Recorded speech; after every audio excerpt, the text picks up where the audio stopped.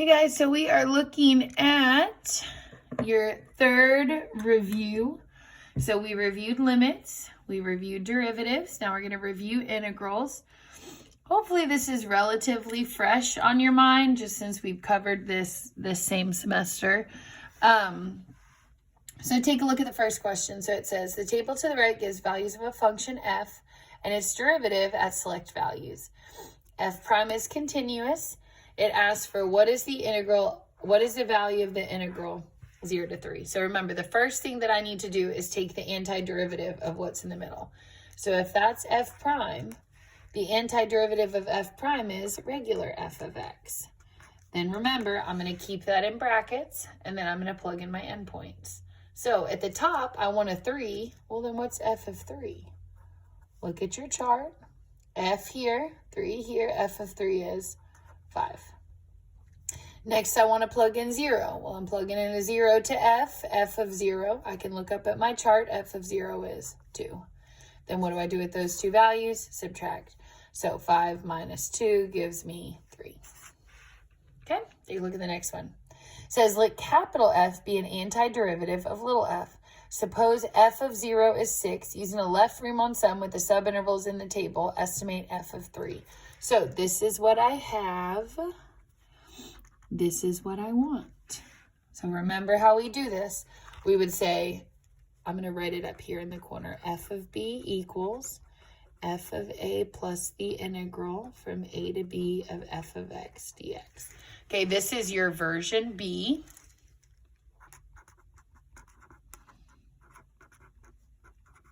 Of the fundamental theorem, and it's basically just solved for what you're looking for. Okay, so I want capital F of 3. I have capital F of 0, and then I'm going to integrate from what I have to what I want, which is from 0 to 3 of little f of x. Now remember how this works. If I'm integrating little f, the antiderivative of that is capital F. Okay, so that's why we have that there. Then it tells me f of 0 is 6 plus, and then it tells me that for this part, I need to do a Riemann sum. Specifically, it says use a left Riemann sum. So that's what I'm going to use for this right here. So first part of the Riemann sum, I'm going to measure the distance, see if it's the same or if it's changing. So 0 to 1, that's 1. 1 to 2, that's 1. 2 to 3, that's 1. So I'm going to do 1 times, and then remember, for a left y value, you skip the last one, which means that I'm going to have 2, 3, 2, not use 5. 2, 3, 2, not use 5. And I would say, okay, well, 2 plus 3 is 5, plus 2 more is 7. 7 times 1 is 1. 6 plus 7 is 13. And then remember, the way the Riemann sum works, just for this, would be delta x, and then you're adding the y values. Okay, in case you forgot that. All right, let's look at the next one. It says a trapezoidal sum over approximates the interval, and a right Riemann sum under approximates the interval. So first, let's draw in, I think a right Riemann sum, honestly, is easier. So I'm going to do that first, but you could do either one first. So let's do our right Riemann sum first. We want the right Riemann sum to be an under approximation. So splice it. And then do the right side. Now look at your little areas. Are they too big or too small? They're supposed to be under the actual area. Okay, so A is good to go. Let's do B. Splice it up. Go right side. Over, over, over, over. Okay, this, my right Riemann sum,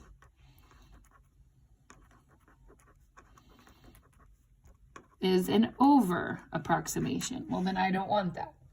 Okay, let's do C. Splice, splice, splice, splice.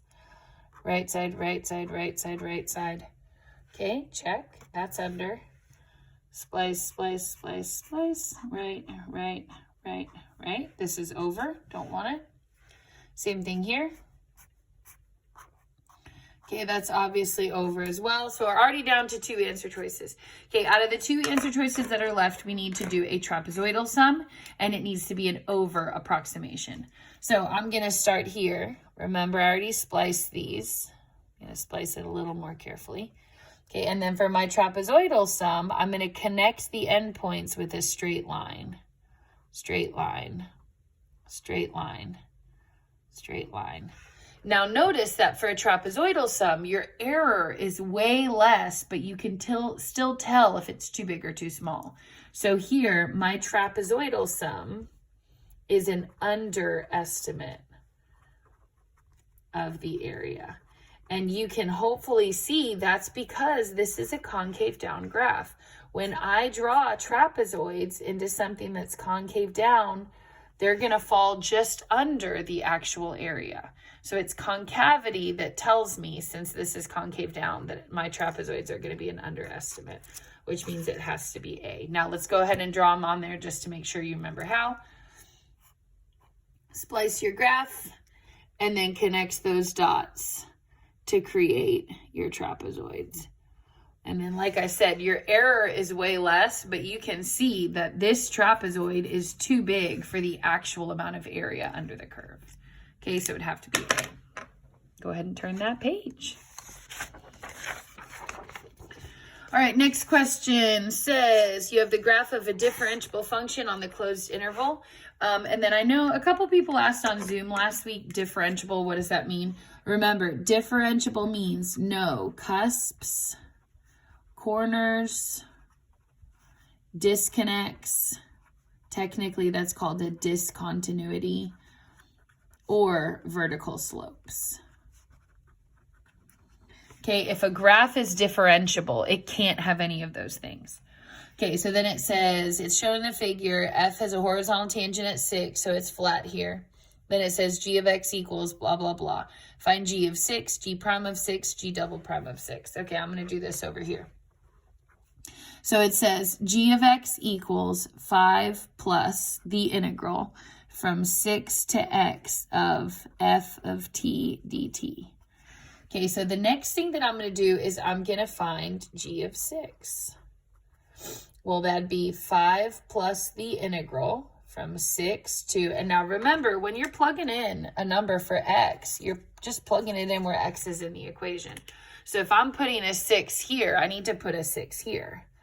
And now think about, well, what's the integral from 6 to 6? That's a 0. Then that just comes out to be 5, right? Okay, second part of the question, we want to find G prime. So if this is G of X, then G prime of X is the derivative of that. So let's just go term by term. First, I have a 5. What's the derivative of 5? That's a constant, so the derivative is 0. Okay, then when I take the derivative of an integral, remember I take this X, I just pop it in where the T is. So now, instead of being F of T, it's just F of X. Okay, so my constant goes away. My X plugs in because my derivative and my antiderivative cross out. And that's just going to be the Y value in my graph. So if I want G prime of 6, well, then I really just want regular F of 6. I'm going to look at my chart at 6. What's my value? 6, my Y value is 3. Okay, last thing they asked me to do with that is to find G double prime at 6. Okay, we'll look back to right here. If G prime is F of X, then G double prime is just the derivative of F of X, which is F prime of X, which is the slope. And so if I want G, oops, hold on. Let me pause real quick. This should be an X still. Remember, you want to find the derivative at X before you plug in your value. So now I want G double prime of 6, which is F prime of 6. Then I look at my graph, and what did they tell me about what happens at 6? They tell me that it's a horizontal tangent. That means that you have a 0 slope, okay, or a flat spot, however you want to think about it, okay? I have a flat spot in the graph at 6, then that means that my slope is 0. Okay, so part A, check, done. Part B, on what intervals is G decreasing? Justify your answer. Okay, so let's talk about G decreasing means that G prime of X is negative, right? Okay, that's the definition of decreasing, is that if G is decreasing, G prime has to be negative. Well, what's G prime? G prime is the same as f of x, and f of x is the y value. So what I'm actually looking for on the graph is where my y values are negative. Okay, well, I can see that that happens here. I can see that that happens here. So for part B, I would say G is decreasing on -3 to 0, union, and then 12 to 15, because G prime of x, which is really f of x, is less than 0. And then I'm even going to put down here, that's the y value, okay? So I'm looking for where my graph is below the x-axis, which happens on -3 to 0, and then 12 to 15, okay? All right, part C. Part C says that we are looking for the graph of G to be concave down. So let's think about our definition. Concavity is the second derivative. That means that G double prime of x needs to be negative, right?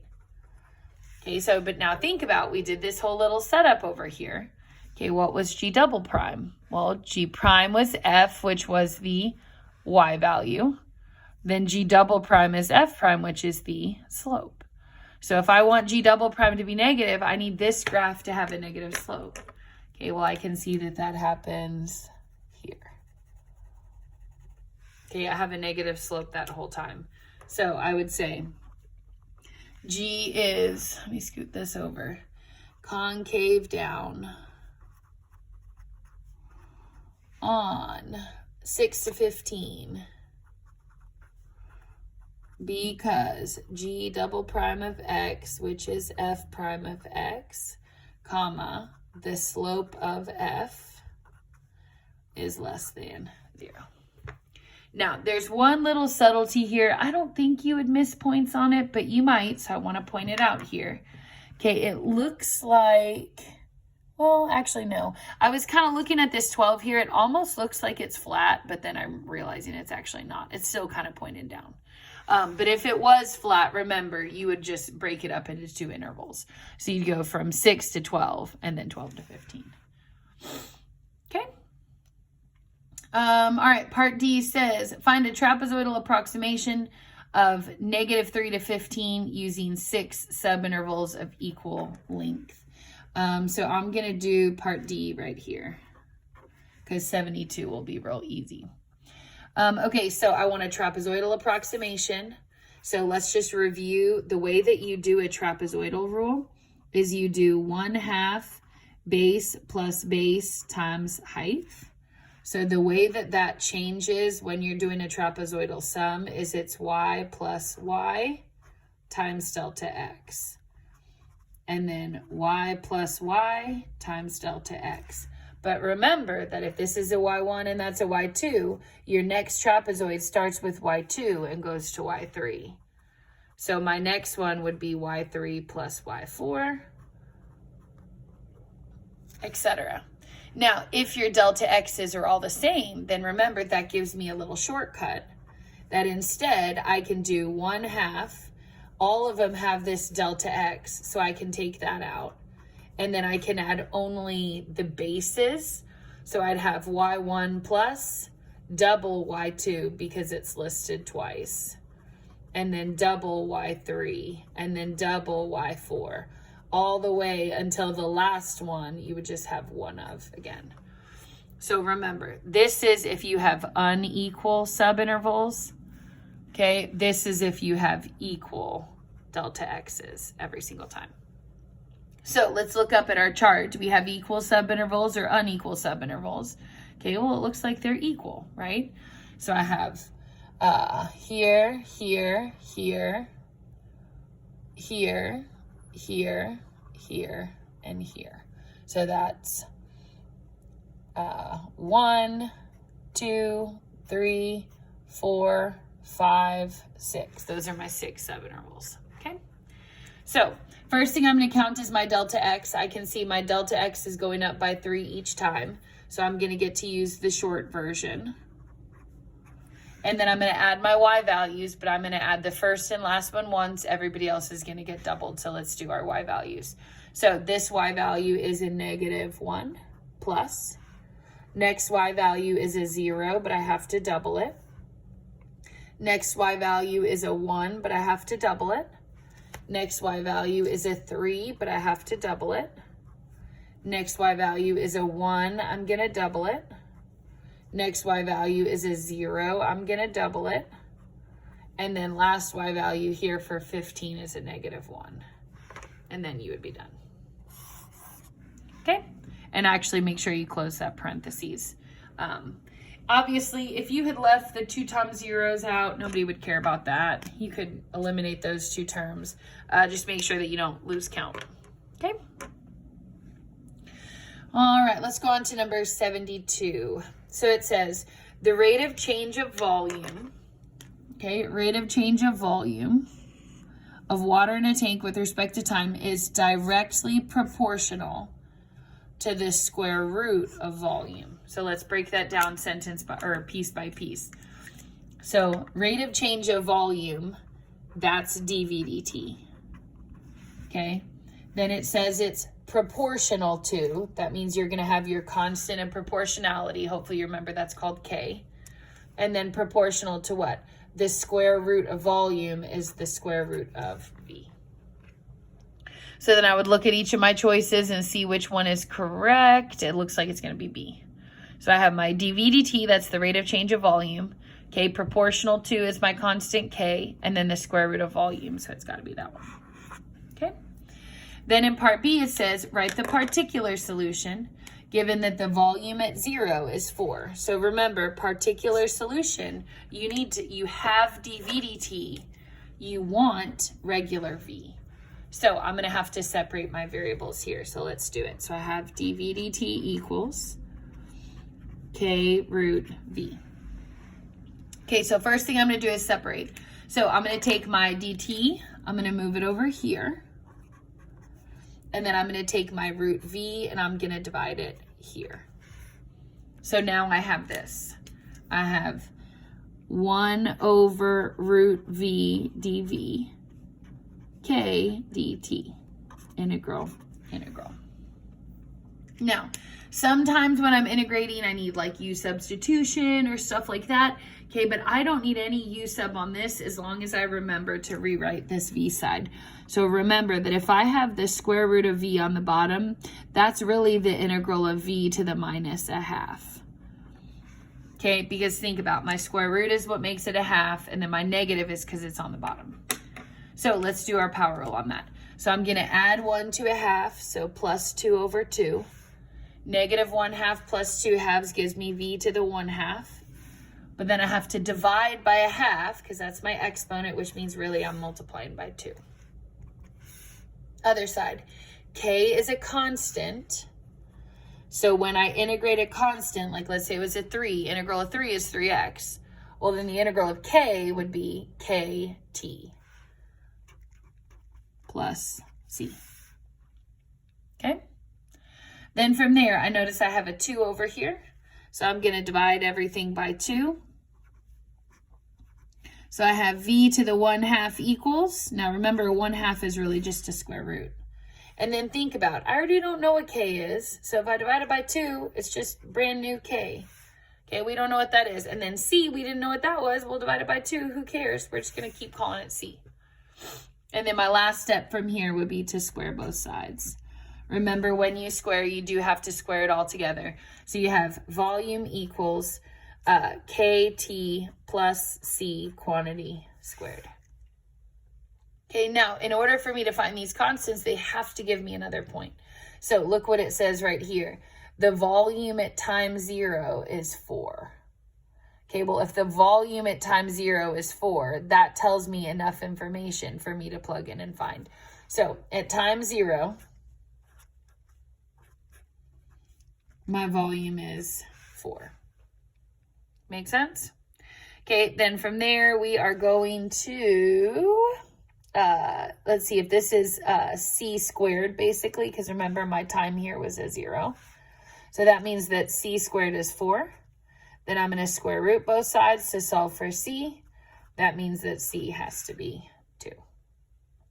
And so then from there I would say, okay, well then v equals 2t plus, oops, hold on, I put that in the wrong spot. C is 2. So that would be kt plus 2 squared. Okay, now remember that k is the constant of oops, you can't see that. Proportionality. Okay, and remember that you would need one more point to find that. You would need a second ordered pair.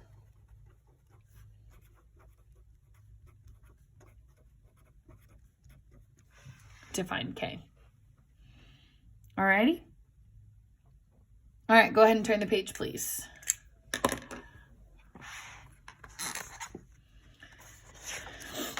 All right, next one. So it says a coffee pot has the shape of a cylinder with a radius of 5 as shown in the figure to the right. Let h be the depth of the coffee in the pot, measured in inches, where h is a function of time measured in seconds. The volume V of coffee in the pot is changing at a rate of -5/√h cubic inches per second. Show that dH dt equals -√h/5. Okay, let's start with this sentence right here. So it says, the volume of coffee is changing at a rate of blah, blah, blah. That means the rate of change of volume is -5π√h. Okay, that's if I were to take that and kind of switch it into an equation. Okay, the volume is changing. That tells me it's dV dt at a rate of -5π√h. Now notice they gave me over here the formula for volume. So let's kind of start there. So I know volume is pi r squared h. I want you to think though for a second about this coffee pot. This is a related rate. I know it's been a while since we did that. As I fill this cup up, let's say that I'm pouring my little coffee in. Okay, this value or this height is going to go up, but what's not going to change? Okay, no matter how high or how low or how full my coffee mug is, okay, this radius is always 5. Okay, that is never going to change. Doesn't matter how full it is, how not full it is. That means that it's a constant.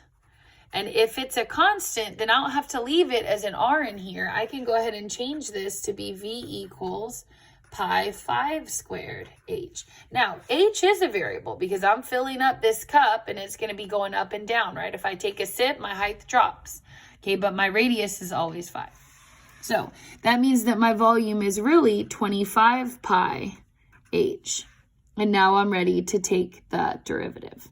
So dV dt equals the derivative of 25 pi h. I would have h to the 1 here. So I'm going to multiply my 1 down. 25 pi times 1 is still 25 pi. But my h would turn into a dH dt, right? Okay, and then from there, I want you to think about what did they just tell me? They told me what dV dt is. What's dV dt? -5π√h. So all that I have to do is plug that in here, and then I want to solve for dH dt. So let's do it. So now I know that -5π√h is equal to 25 pi times dH dt.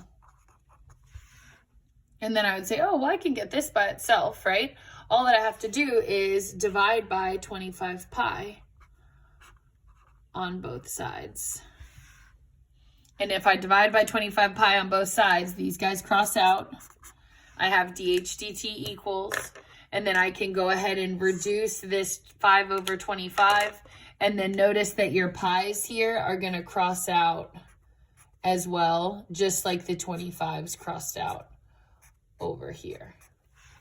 Okay, so the only thing that's left would be 5/25, okay, which is going to reduce to be -1/5. And then my root h is still on the top. So I have shown it. Now notice they were basically telling you the answer here. They're just asking you to show supporting work. So especially if it says something like that, make sure you're not doing like too many steps in your head. Okay, or they would not consider it to be fully shown. Okay. All right, look at part B. So it says, given that the height is 17 at time 0, solve the differential equation for h as a function of t. So let's kind of start with this over here. We did one just like this a second ago. So it's dh dt equals negative root h over 5. So the first thing I'm going to do here is I'm going to separate. So I noticed this is h stuff. It's got to come over here. This is a t stuff. It's got to come over here. So the first thing that I'm going to do is I'm going to separate. So I'm going to move my dt here, cross it out.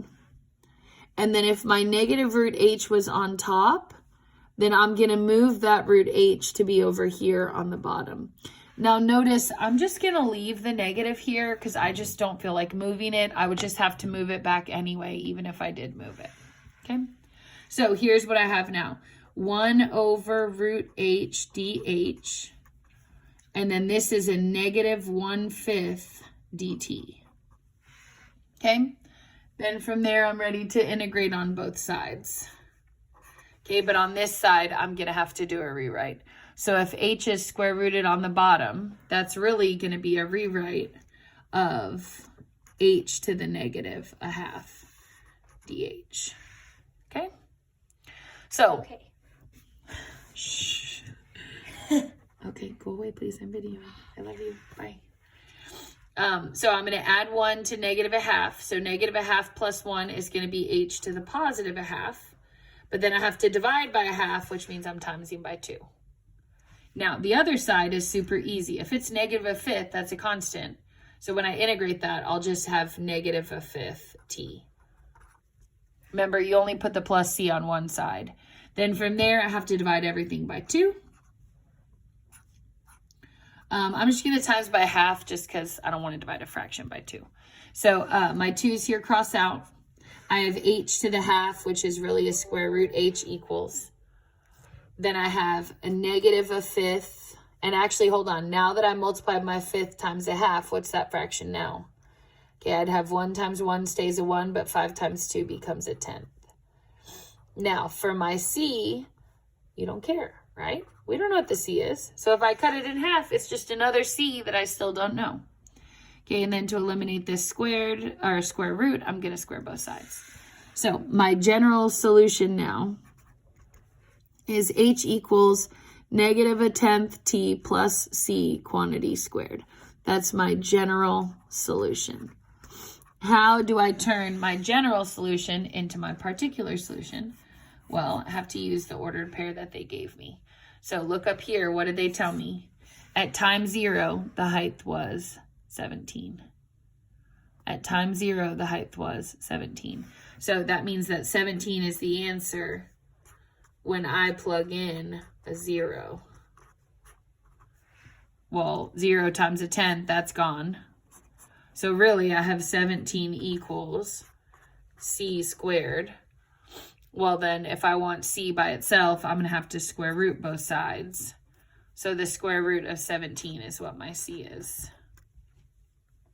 So my particular solution would be h equals negative 1/10 t plus root 17 quantity squared. That's your particular solution. Okay? Oops, you can't see it. All right, last question. Part H says, at what time is the coffee pot empty? Okay, so I want you to think about, if my coffee pot is empty, that's telling me what I want the height to be. Okay, if my coffee pot is empty, then the height of the coffee needs to be 0. And then think about, okay, well, I already have this. So all I need to do is take my equation and set it equal to 0 to see when that's my height. So let's do it. I have 0 equals negative 1/10 t plus root 17 quantity squared. Okay, well, what would I do first? Got to get rid of that squared. So I'm going to square root both sides. Square root of 0, though, is still 0. negative a tenth t plus root 17. Okay, then I'm going to take my negative a tenth, I'm going to add it over to the left side. So now it's positive a tenth t plus root 17. Or wait, hold on, this is an equals. And then from there, how do I get rid of the tenth? Now notice it was negative, but I moved it over to the left side. So now that it's over here, it's not negative anymore. Then I can just multiply by 10 and call it a day. So t equals the square root of 17 multiplied by 10. Now, keep in mind, don't do weird stuff like make that the square root of 170. Okay, that is wrong, horribly wrong. That's not how square roots work. So you would just leave it just like that. Okay? Good job. Turn the page for me. All right, this will probably be our last one for today, and then we can finish the rest of this tomorrow.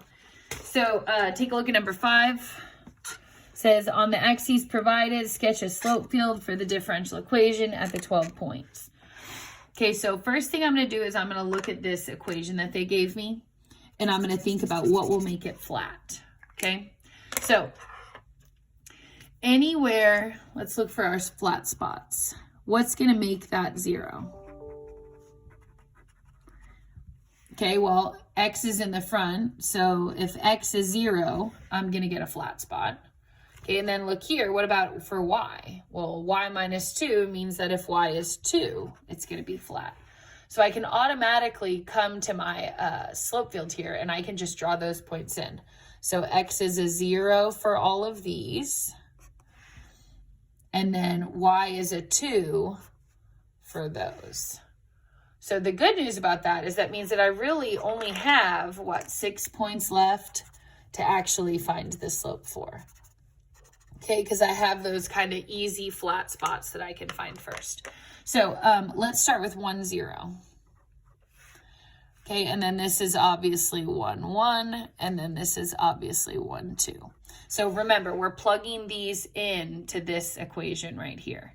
So if I do 1, 0, I have 1 to the 4th times 0 minus 2. Well, 1 to the 4th is 1, 0 minus 2 is negative 2. Multiply that out, negative 2 is the slope. So it should be downhill, kind of steep. Let's go to the next one. I have 1 to the 4th times 1 minus 2. Well, that's a 1, that's a negative 1. Multiply that out, that's a negative 1 slope. So this should be steeper because it's a negative 2. This should be like a perfect diagonal since it's a negative 1. Okay, one more left like that. 1 squared, or to the 4th, times, this is, oh, this is not a 2, this is a 3. Then that'd be a 3 minus 2. Okay, well, think about 1 to the 4th is still 1. 3 minus 2 is 1. 1 times 1 is a positive 1. That one should be an uphill straight diagonal. Okay, let's jump over to the other side. If I'm over here, this is negative 1, 0. This is negative 1, 1. Negative 1, 3. So negative 1, 0, we're plugging into our point. Negative 1 to the 4th, 0 minus 2. Well, negative 1 to the 4th is positive 1. 0 minus 2 is negative 2. So when I do a positive 1 times a negative 2, what do I get? Negative 2, same thing I got over here. So these guys need to kind of match. Okay, what about if I go up 1? Well, I'd have negative 1 to the 4th times 1 minus 2. That's a positive 1. 1 minus 2 is a negative 1. Multiply it out. Bam! Same exact thing. Okay, and then you can kind of see the pattern. These two match, then these two probably match too. So I'm going to just draw it in there. Okay, remember, those don't have to look perfect. If you have anything that makes the slope undefined, make sure you leave those spots blank. Okay, so part A, check, done. Part B says, while the slope field is drawn at only 12 points, it's defined at every point in the XY plane. Describe, read right here, describe all points where the slopes are negative. Okay, well, think about, when's the slope going to be negative? When this comes out negative. So really, I want x to the 4 times y minus 2 to be less than 0. That's what's going to make the slope negative. So slope will be negative when, this is for part B. Okay, slopes are going to be negative whenever that is less than 0. But now think about which of those terms did never change anything. Okay, it's this guy. X to the 4th is always positive. Is always positive. So y minus 2 needs to be less than 0. Okay? So you can basically just say, well, then I don't really need x minus 4 to even be in there. I really only care about y minus 2 being less than 0. If that comes out negative, then the whole thing's going to come out to be negative. Okay? All right, part C. Okay, it says, find the particular solution given the differential equation and f of 0 is 0. So I'm going to start with my equation here, dy dx equals x4 y minus 2. First thing I need to do is separate. So I notice my dx is going to have to come here. My y minus 2 is going to have to come here. Now notice it's not this. Okay, think about what's wrong with that.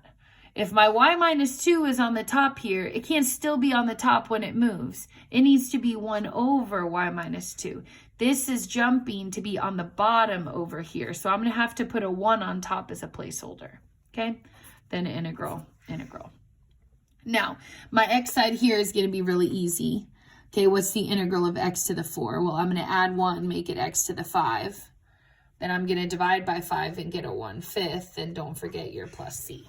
So that side, super easy, but the other side is going to need u sub. So let's review how to do that. So this side needs u sub. So my u is going to be y minus 2, which means that my du, let me write it down here like we usually do. My du is the derivative of y minus 2. Well, the derivative of y is just going to be 1 dy. And then if dy is equal to du, then I could put dy equals du over 1. Now, technically, does the over 1 have to be there? No, you can leave it out if you want to. Okay, so I now have the integral of 1 over u, because remember, y minus 2 is a u now. And then I have du over 1, but nobody cares. What's the integral of 1 over u?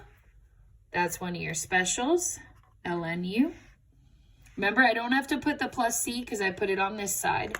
And then I'm going to change my ln back to being of y minus 2. A 5th x5 plus c. Okay, so remember the steps. You change it to u. 1 over u's integral is ln u, and then I have to go back to y minus 2 at the end. Then from here, we want to solve to get it into y equals form. Now, how do I know I have to solve it? One more time, look up here.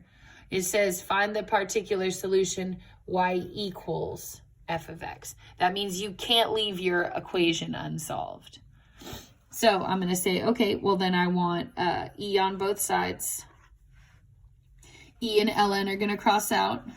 So I have y minus 2 equals, my c drops down to the front.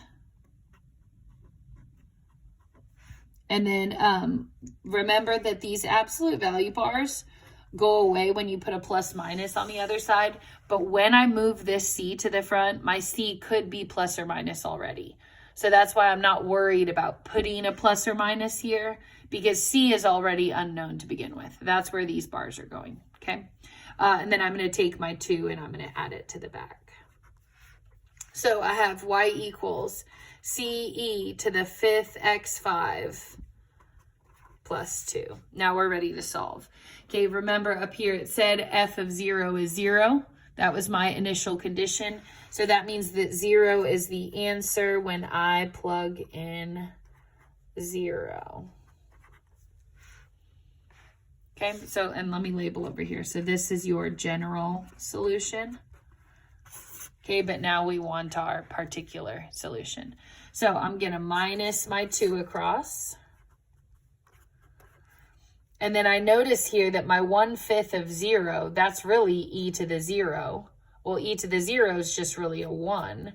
So then C equals -2. And if I leave my answer like this, very sad day, you never wrote the particular solution, so you're not going to get full credit.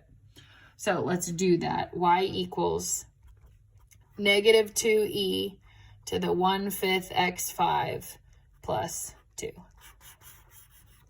That's your particular solution.